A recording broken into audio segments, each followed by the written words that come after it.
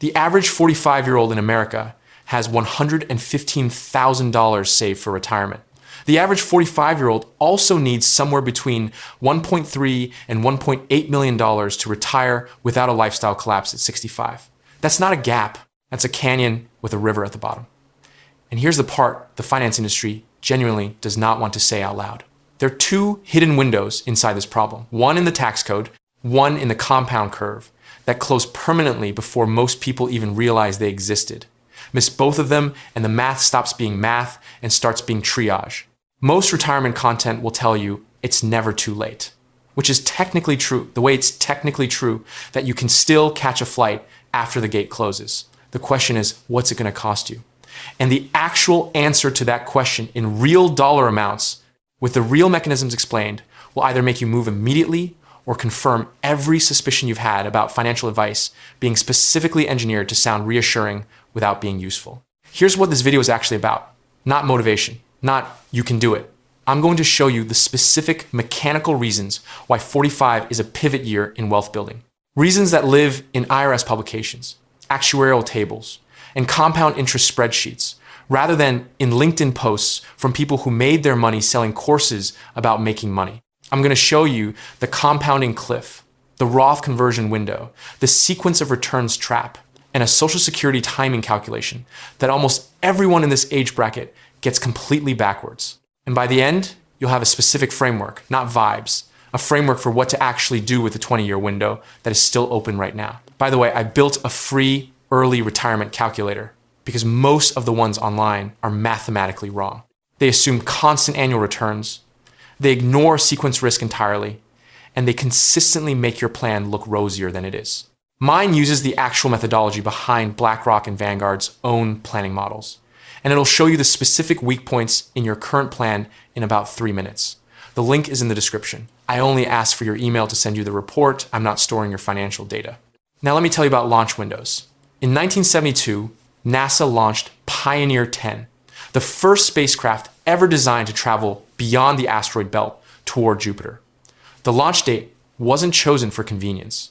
It was determined by a specific alignment of Earth, the Sun, and Jupiter that would allow Pioneer 10 to use Jupiter's gravitational field as a slingshot, dramatically reducing the fuel required to reach outer orbit. Miss the window by a few weeks, and the fuel cost roughly doubles. Miss it by a few months, and the entire mission architecture has to change. The rocket does not care about your readiness. The physics works during the alignment and it doesn't after. Your wealth building life has the exact same structure. There are Windows-specific periods where the compounding math, the tax code, your earning power, and your time horizon all point in the same direction simultaneously. And the window that exists roughly between 45 and 62 is not one window among many. For most people in their 40s, it is the last window where compounding can still do the majority of the heavy lifting. After this window, you are providing all the fuel yourself. The trajectory is still achievable, but the cost per mile goes up steeply. I'm going to use this launch window metaphor 3 more times in this video because it explains not one, but 3 completely different problems. And the third problem is the one that will actually surprise you. But right now, let me show you the compounding cliff. Because you think the problem is that you haven't saved enough yet. That's only half true. The bigger problem is structural. In a few minutes, I'm going to show you a tax mechanism that your financial advisor almost certainly hasn't explained to you, not because they're incompetent, but because explaining it well requires admitting that 20 years of generic advice may have been optimized for simplicity rather than your actual outcome. But first, let's talk about what the math of late compounding actually looks like. Take 2 people. Call them Marcus and David. Marcus begins putting $2,000 per month into a diversified index fund at age 35. The fund returns 7% annually. David does the exact same thing, same fund, same $2,000 per month, same discipline, starting at age 45. Both retire at 65. Marcus ends up with approximately $2.4 million. David ends up with approximately $1.04 million. Same savings rate, same fund, same return, a difference of $1.36 million. And that gap was not created by David making bad decisions. It was created by 1 decade of early compounding that David never experienced. Because in the first 10 years, Marcus's money began generating its own money. By the time Marcus hits year 20, his portfolio is growing at the equivalent of $4,000 to $5,000 per month in organic gains, generating money at a rate that actually exceeds his monthly contribution. David never gets that phase.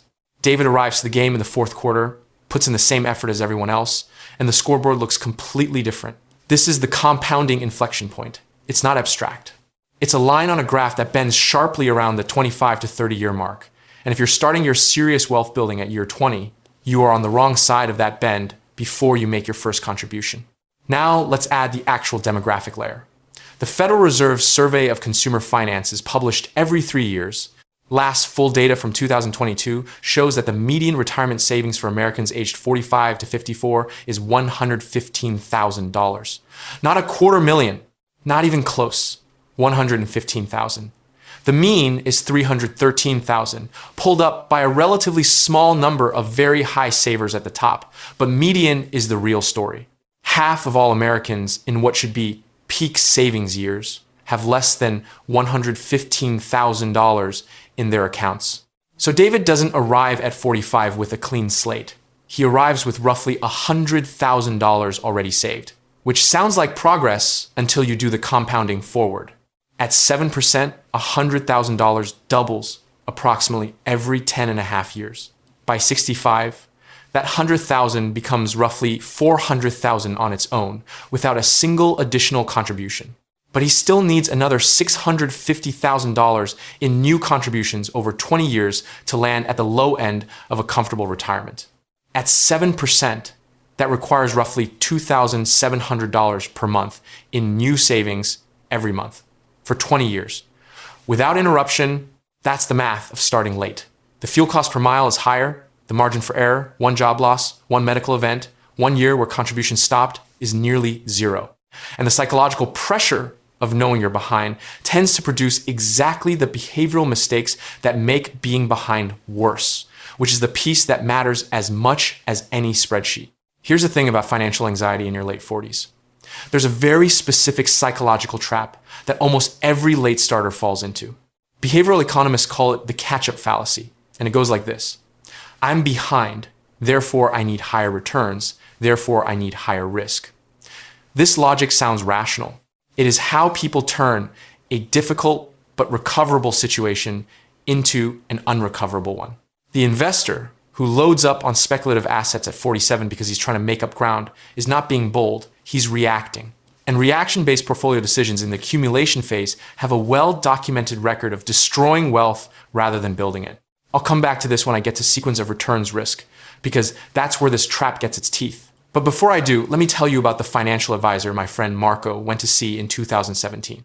Marco was 49, had about $200,000 in a traditional 401k, and knew he was behind. The advisor ran a projection, showed him he needed to save more, and recommended I'm being completely serious, rolling $300 a month into a whole life insurance product with a cash value component. The pitch was guaranteed growth and a death benefit. Marco, who trusted this person, did it for 2 years. That's $7,200 that went into something with a surrender charge, returning about 3% annually, while the S&P 500 returned roughly 28% in 2019 alone. The advisor's fee on the insurance product was somewhere around 5% commission. Whole life insurance as a retirement catch-up tool, like putting a seatbelt on a bicycle because you're worried about car accidents. Now, let me talk about the thing your advisor isn't telling you about, the Roth conversion window. This is the best kept non-secret in personal finance. It's in every tax publication, every retirement planning textbook, and it is almost never proactively explained to people in their late 40s and early 50s. Here's why it matters.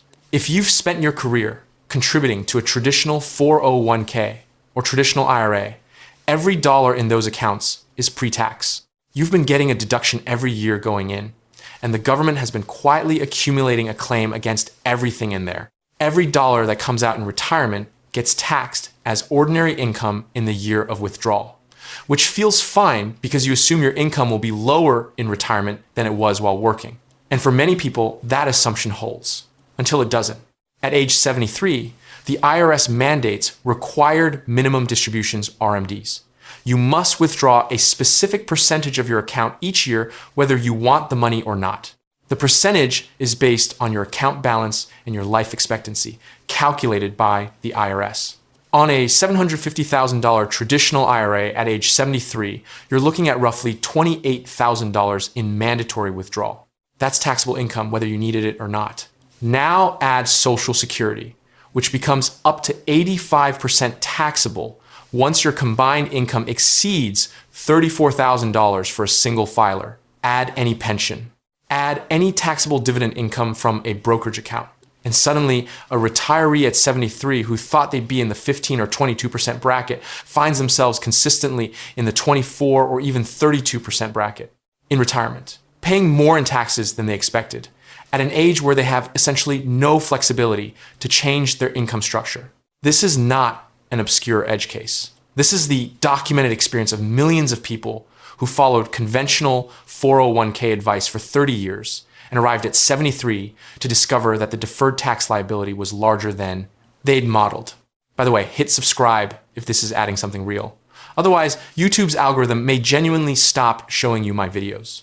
I'm not being theatrical about that. It's a documented function of how engagement signals work on this platform.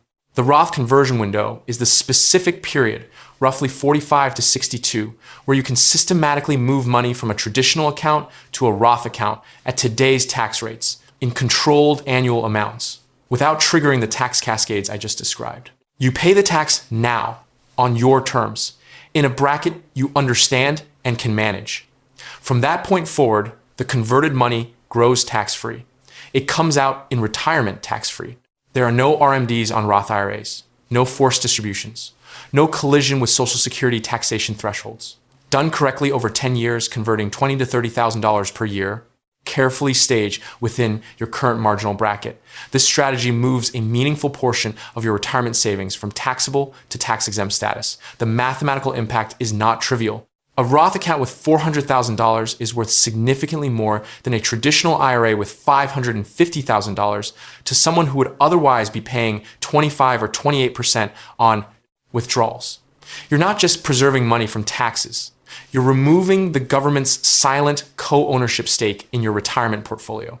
And here's why the window closes around 62 rather than later.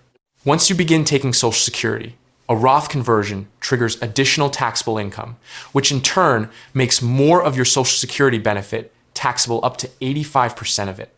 The effective marginal rate on that Roth conversion dollar can quietly jump to 38 or 40% once you account for the Social Security torpedo effect.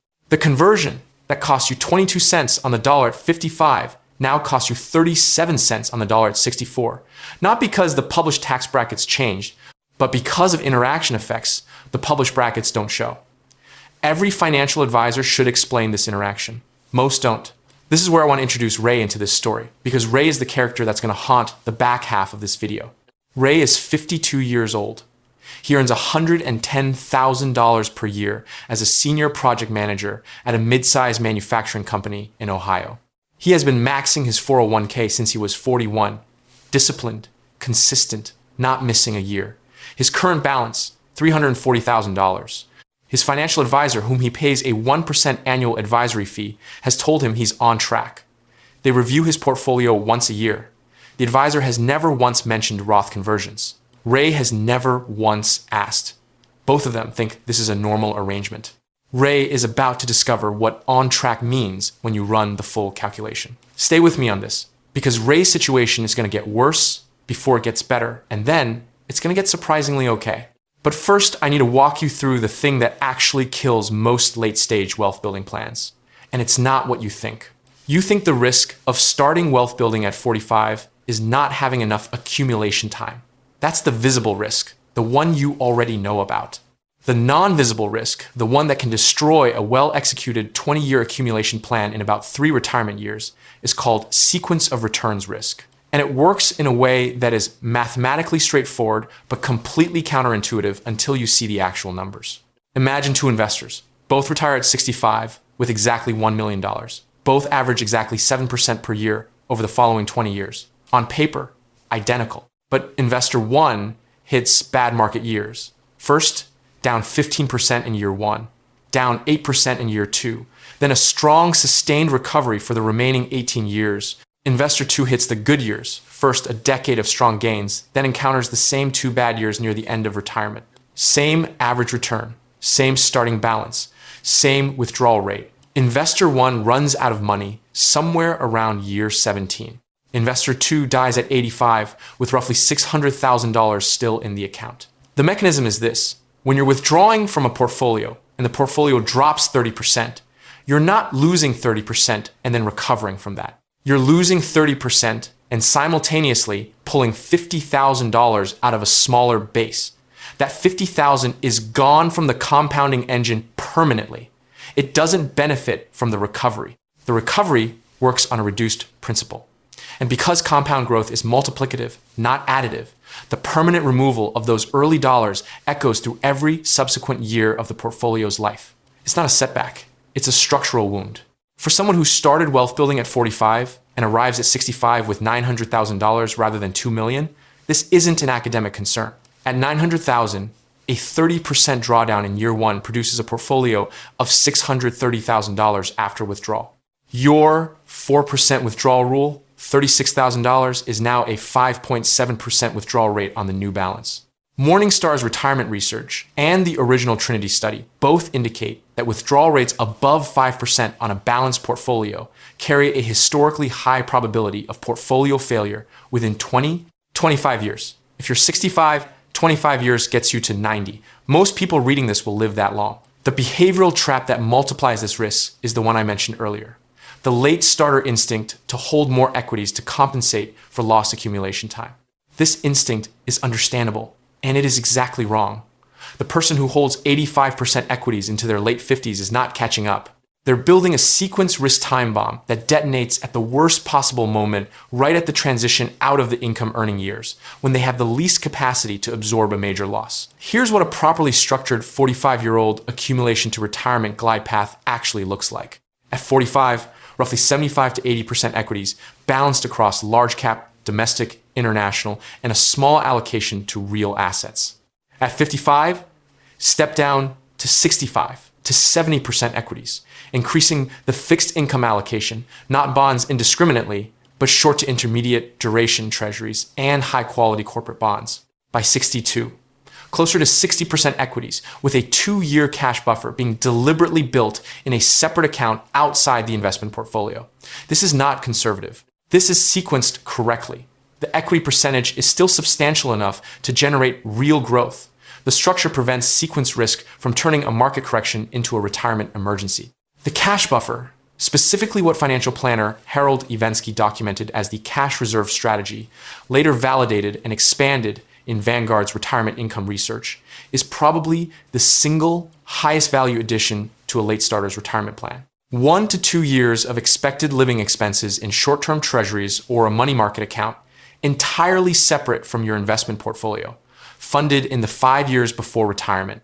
When the market drops 20% in year 1 of retirement, you withdraw from the buffer instead of from equities.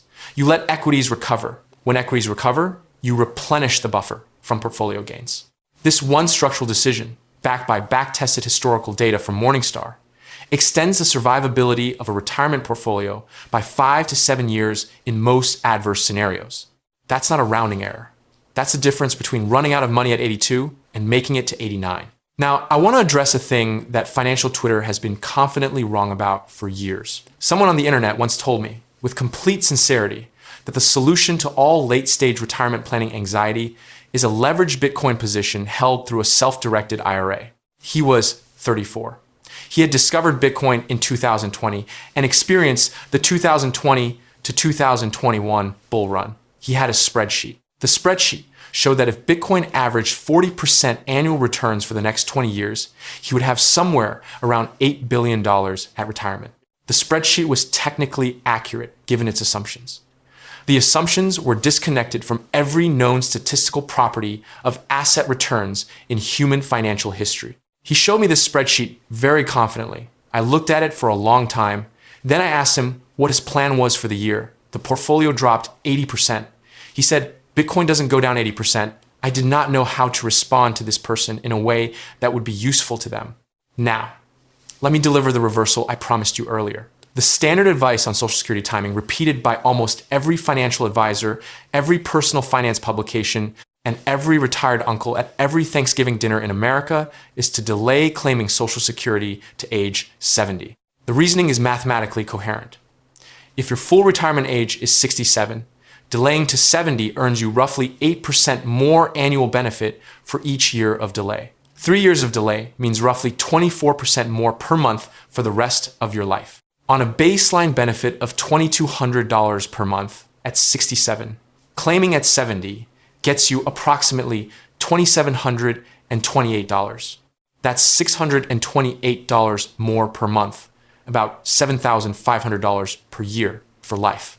This sounds unambiguously correct. And in one specific narrow scenario, you live past 82 or 83, it is mathematically the superior choice. But the Social Security Administration's own actuarial tables tell a different story.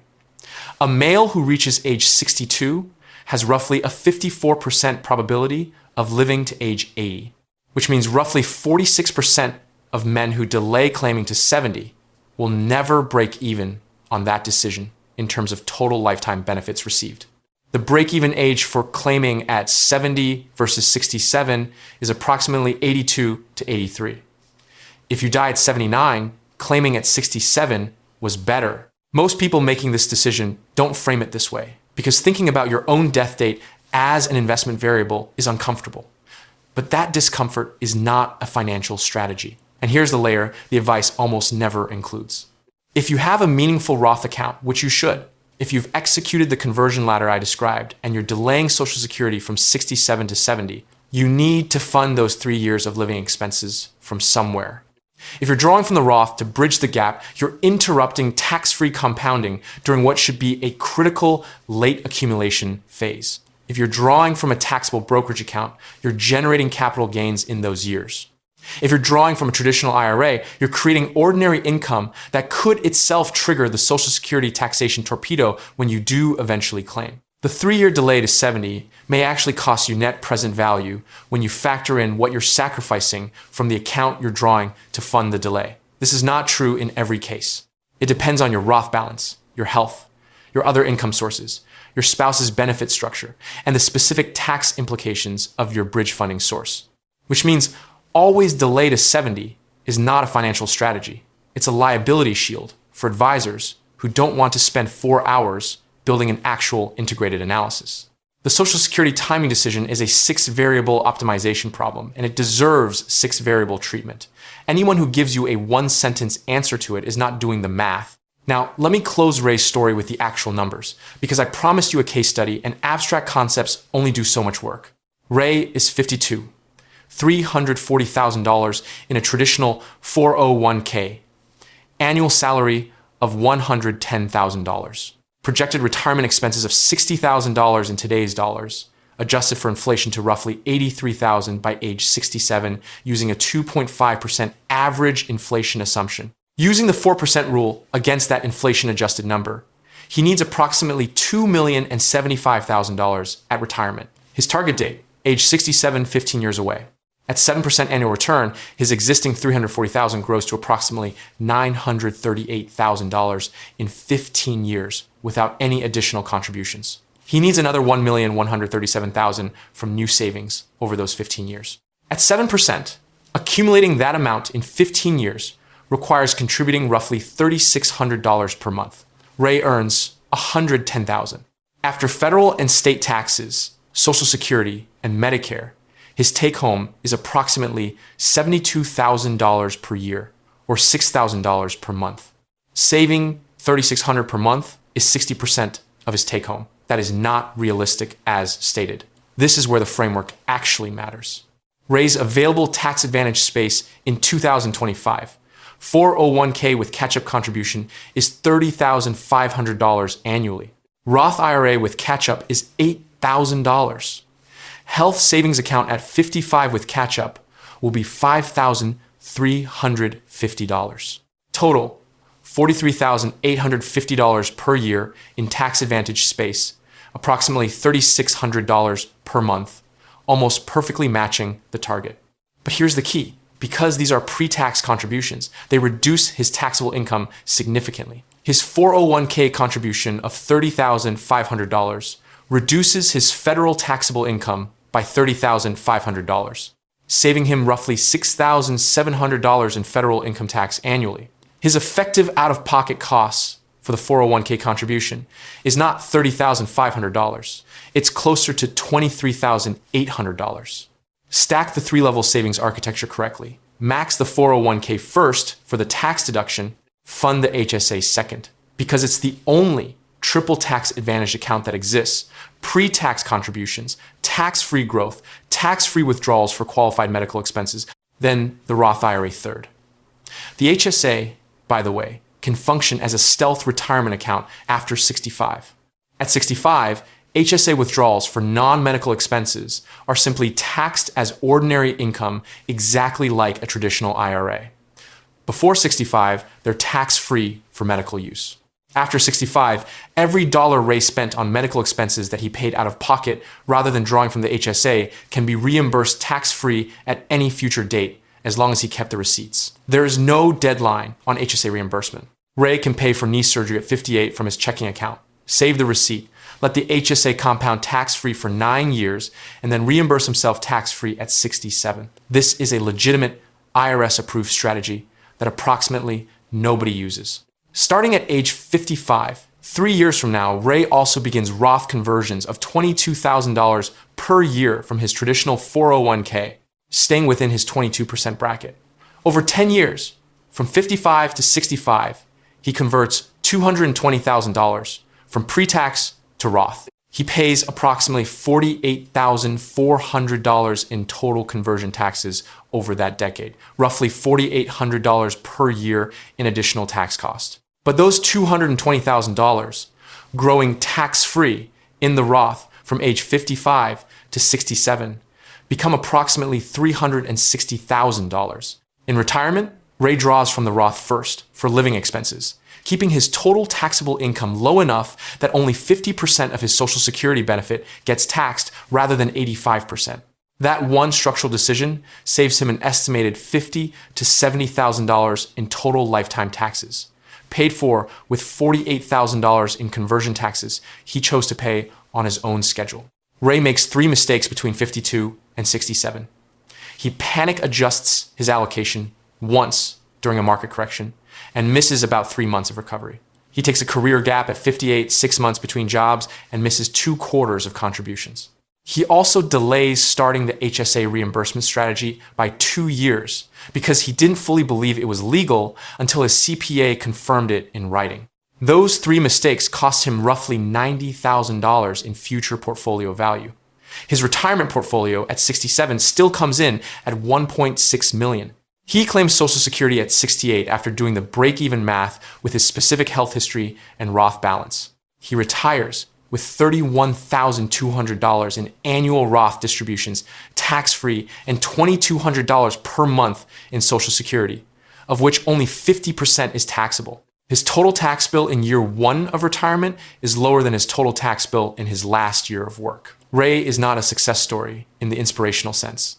He doesn't retire to a beach or start a company. He retires to a house he owns with enough money that he never has to think about running out. With a Roth buffer, that means a market crash in the first 3 retirement years won't force him to sell a single share. That's the actual goal, not heroics. Adequacy achieved through understanding. Here are the 3 things you should do if you're in this window right now. The first, run the Roth conversion calculation this year, not next year, this year. Calculate your current marginal tax bracket after 401k contributions and the standard deduction. Identify how many dollars you can convert from traditional to Roth without crossing into the next bracket. Then, have your CPA model what your required minimum distributions look like at 73 under current trajectory versus after 10 years of systematic conversion. The difference in projected lifetime taxes will likely be the most expensive number you've seen on a spreadsheet that you had the power to change. The second, fund the sequence buffer before retirement, not during. Starting 5 years before your target retirement date, build a separate account, a money market fund, short-term treasuries, Anything that doesn't correlate with equities representing 18 to 24 months of projected living expenses. This is not your emergency fund. Label it separately. Never touch it until you're retired and the market is down more than 15%. This one structure, funded incrementally over 5 years, eliminates the scenario where a market correction in retirement year one forces a permanent portfolio degrading withdrawal from a depressed equity account. The third, stack the catch-up contribution architecture aggressively and immediately. At 50, you gain an extra $7,500 in 401k capacity. At 55, an extra $1,000 in HSA capacity. At any age, an extra $1,000 in Roth IRA capacity. Most people eligible for these catch-ups do not use them fully, not because they can't afford to, but because nobody told them these doors were open. The combined additional capacity at 55 is $9,500 per year in extra tax advantage space. At 7% over 12 years, $9,500 annually compounds to approximately $168,000. That's not a rounding error. That's a year of retirement income that you're leaving on the table every year you don't use it. The launch window doesn't extend because you feel ready. Pioneer 10 launched on March 2nd, 1972, not because the engineers were inspired, but because the planetary geometry was what it was and wouldn't repeat for years. Your 40s are a geometry problem. The alignment between earning capacity, contribution limits, compounding horizon, and the Roth conversion window exists for a specific period. It's still open, but it closes mechanically, not emotionally, and it does not negotiate. Lazy investing built more fortune than crypto memes. And the last thing I'll say is this. The people who fail the 45 window aren't failing because they lack discipline or intelligence. They're failing because the map they were handed was drawn by people with a structural financial incentive to keep it incomplete. Reading the boring documents, the IRS publications, the actuarial tables, the actual mechanics of how tax-advantaged accounts interact is not glamorous. It's also not complicated once you decide to look. The information is public. The tools are available. The window is still open. Stop standing on the launch